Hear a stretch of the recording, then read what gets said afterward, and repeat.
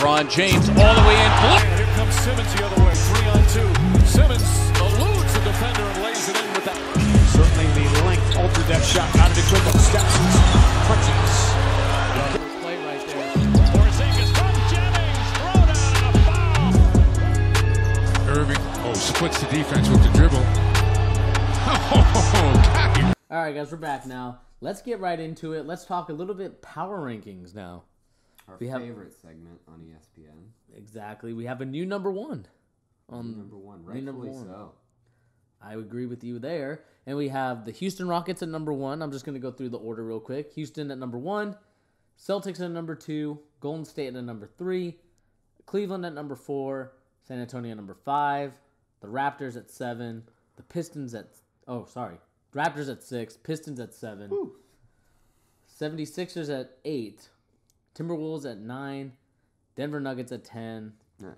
and then just some notables. We have OKC at 14, Knicks at 18, They should have gone down a little bit. Heat at 19, and then for the last one, Chicago Bulls at number 30. Of course, they're going to be there for the rest of the season. Probably. Sorry, Chicago. But let's just get right into it. Talking about the Houston Rockets at number one. I know we had a little bit of a controversial video on our channel that a lot of fans did not really. If we want to call them fans. I hope you guys are fans. I hope so too. But we had a little bit of I wouldn't say hate, but like strong opinions. Just disagreements. Yeah, strong opposite opinions of what at least I said. I know Peter's with them. I was with the fans. He was with the fans I'm there. a man of the people. That's what I do. So let's just talk about it here. Houston Rockets 3-0 last week. They only have 2 games this week, so they should easily be able to stay at number one Yeah. against these two teams. I mean, Utah might give them a little bit of trouble, but just because of the coach, I like the coach, Quinn Snyder. Very good guy. But Portland, I'm not sure about. I mean, it all depends on how Dame and CJ play. Mm-hmm. But Houston, man, they're doing it right now. I love it. I love the way D'Antoni's coaching this team. He's doing kind of what I said. He's got the 2 different lineups that he likes to play, one with James Harden, one with Chris Paul. They both are very effective. Chris Paul is shooting more threes than he ever has in his career, and he's making more threes. His field goal percentage is crazy, and we had some disagreement in the comments, and somebody posted a comment saying, he has the highest assists per game in the league. He's played 8 games total this season compared to the 24 whatever games we're into the season. Or 22 for the Rockets, right? Mm-hmm. So the numbers are a little misleading for the fact that he doesn't have the same amount of play time as everybody else. So you have to take it with a grain of salt. But I love what I see from this team. I love the fact that you have 2 different lineups that this team runs, and they do a very similar thing, which is kind of run and gun offense, but they do it in almost a different style, which is kind of impressive because you have 2 very different guys playing the point guard for the team. So Yeah. it gives all the other teams they play a really hard adjustment that they need to make with their lineups. And let's be honest, most teams in the league don't have a secondary unit that's going to be led by a player of the caliber of Chris Paul. It's just not happening. I mean, Chris Paul's a Hall of Famer, so it's like you don't have that in your second lineup group where he's just a little bit slower pace. I mean, we'll still have to wait and see. I'm still on the fence about this team. Like, I really like them, and I hope that they beat the Warriors because I would like to see a very different matchup in the finals. We've seen the Warriors, we've seen the Cavs a lot, which it's been good. I'm not saying that they haven't been good games, but it's time for a new face. Mm-hmm. In WWE terms, it's like we want a new face.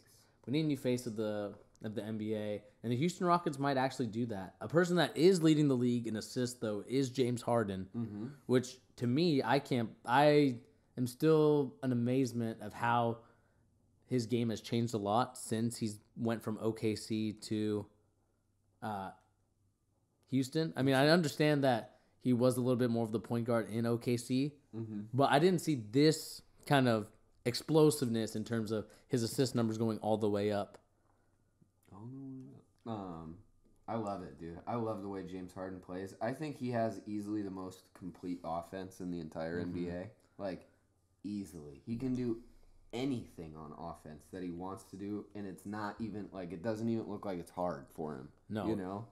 None of his plays look like he has to put in that incredible, like, lucky shot, you know? Yeah. He never has a lucky bounce. It's just like they go in, or his assists are placed perfectly. Some of the lobs he throws up to Clint Capella are better than Chris Paul. It's crazy.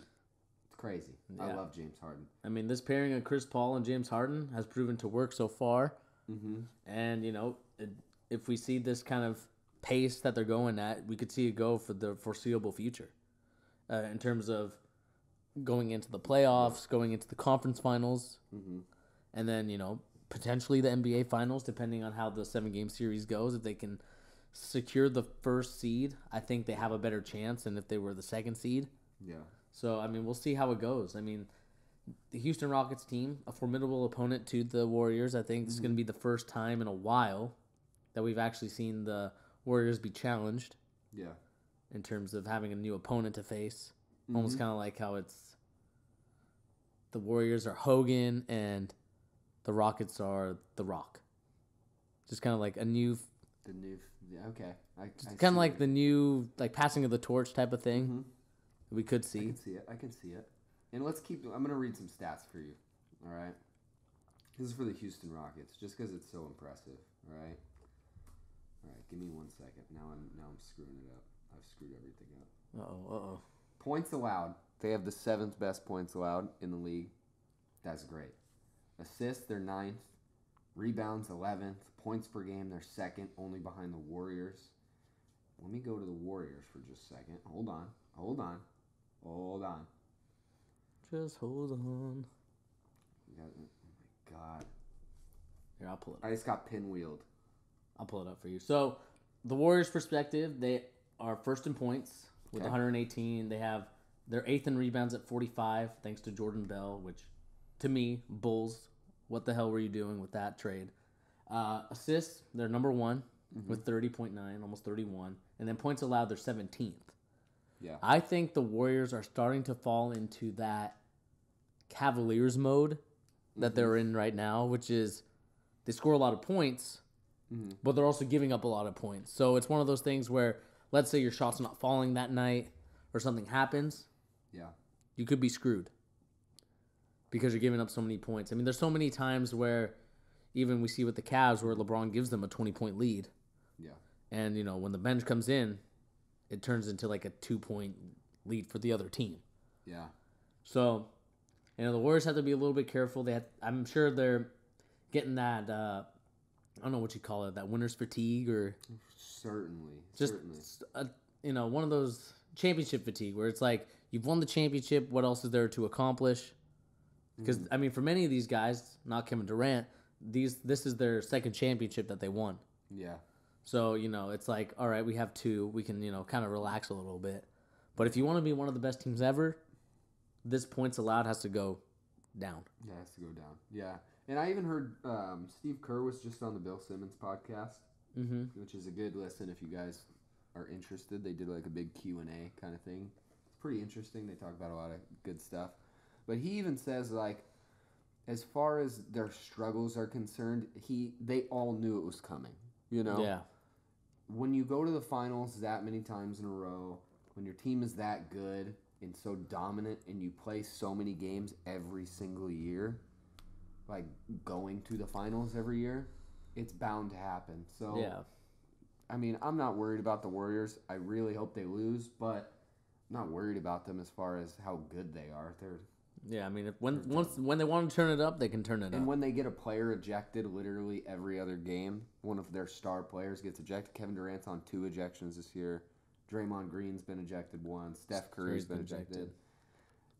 You're going to lose games like that. It's just like, it's unavoidable. I think they're all tired. Obviously, they've played so much. Yeah, I mean, if they could, honestly, they'd probably not play this whole regular season and then play in the postseason. What? They honestly should be allowed to, really. But I think that this is the good thing for the Rockets, you know, because they're gonna build their team and be so fine-tuned by the time the playoffs come around that if the Warriors slack until it's almost too late, I think that how well-oiled the Houston Rockets team could be by the time the playoffs roll around, they could pose some big problems, which I like that. I like that. And then you have the Spurs. Like you can never count out the Spurs. Never. They're like the White Walkers in Game of Thrones. It's just like no matter how many times they've been counted out or they're like always coming. Dead, they're always coming.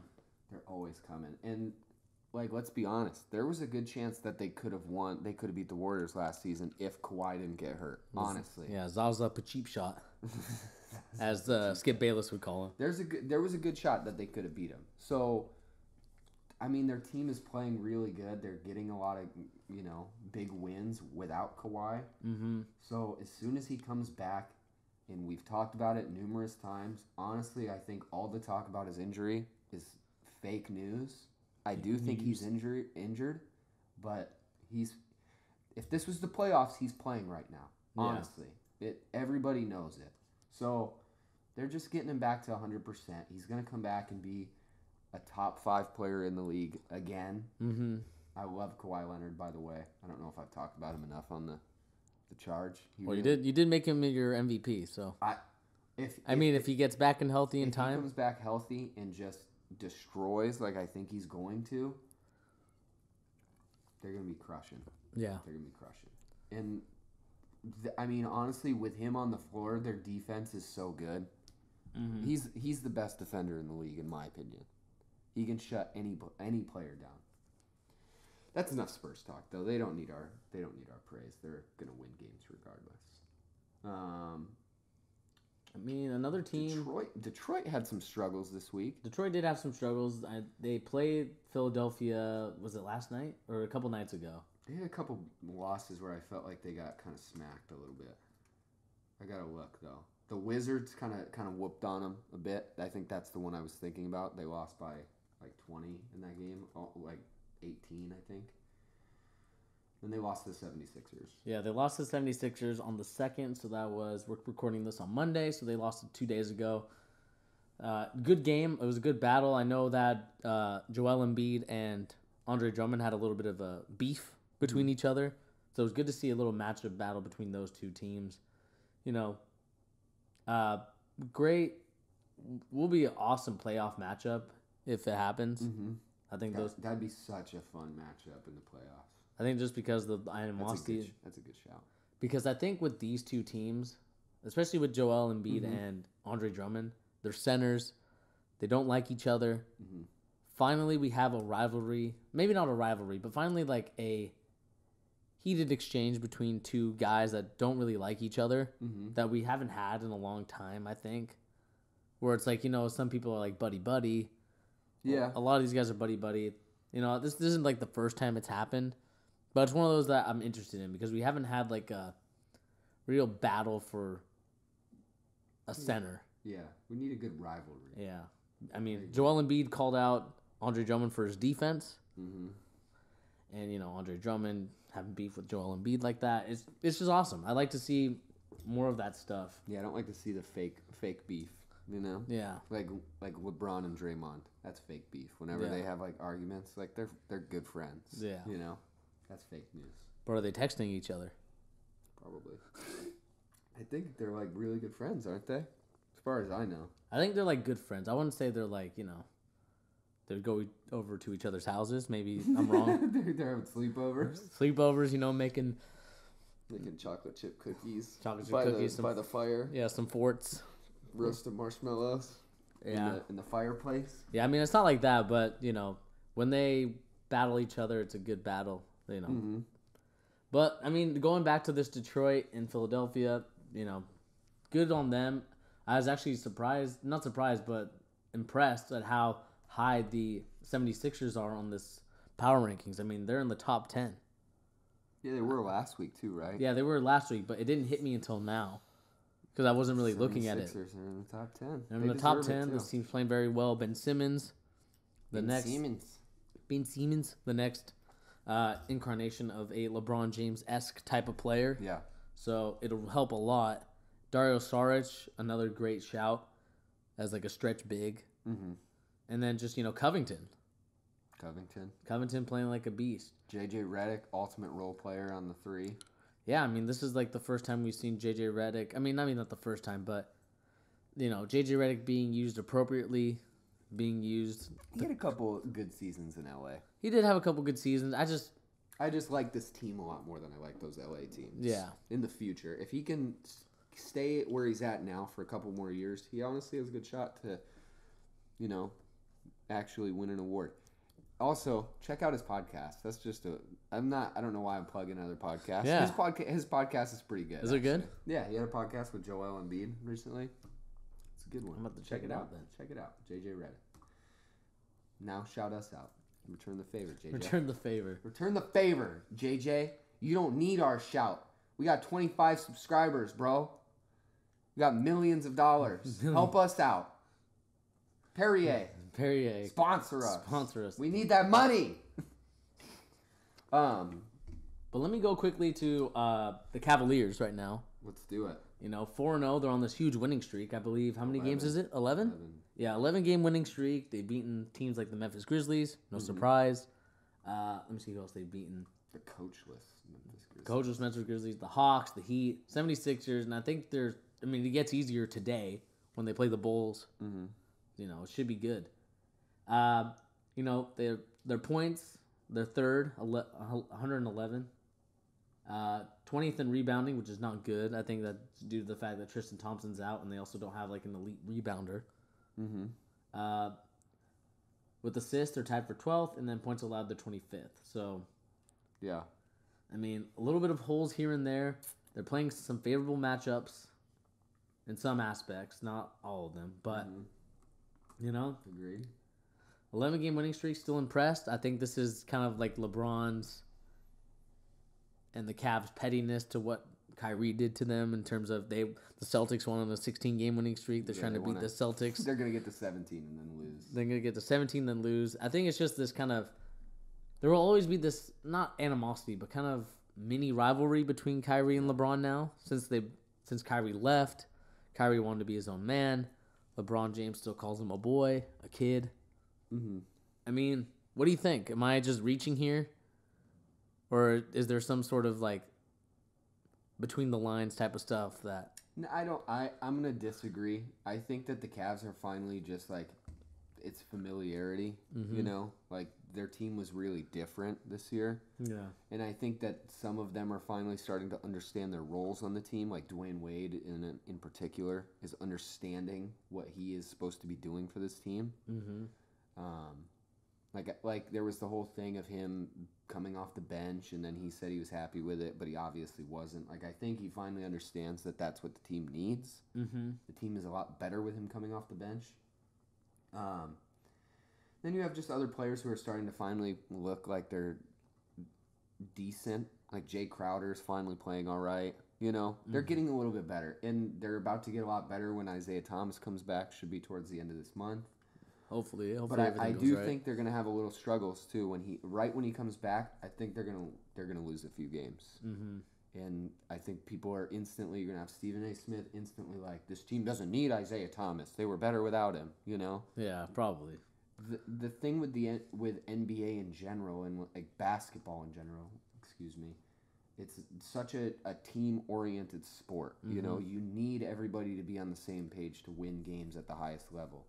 So a team like the Cavaliers, who had this complete overhaul, and I think that they got a lot of extra grief because of the fact that the Cavaliers or the Celtics were winning games, and they were an even newer team. Yeah. But the Celtics are just better coached, all right? Yeah. So that is kind of the excuse as to why they were so good right away. The Cavaliers aren't as well coached, and their team was new. So like, you got to expect some struggles, some bumps in the road for a team like that. And like I said, they're going to have more when Isaiah Thomas comes back. He's going to change the dynamic of the team greatly because a lot of the ball play is going to go through him. Yeah. So it's basketball. The teams need to know each other and know how they're playing. It happens. Yeah, it'll be interesting to see when he comes back. will he be able to adapt to the game where he doesn't have the ball in his hands all the time? Mm-hmm. Will he be more of a spot-up shooter? Yeah. Which will be a little bit harder for a guy his size, even though he's quick enough to get by everyone and score. Yeah. Spot-up shooting might be a little difficult. I won't say it's impossible because he does have a good shot, and I don't doubt Isaiah because he's one of those guys that you can't ever count out. Yeah. But, I mean, we'll see how it goes. I mean, I'm very intrigued to see when he comes back, how the team will play.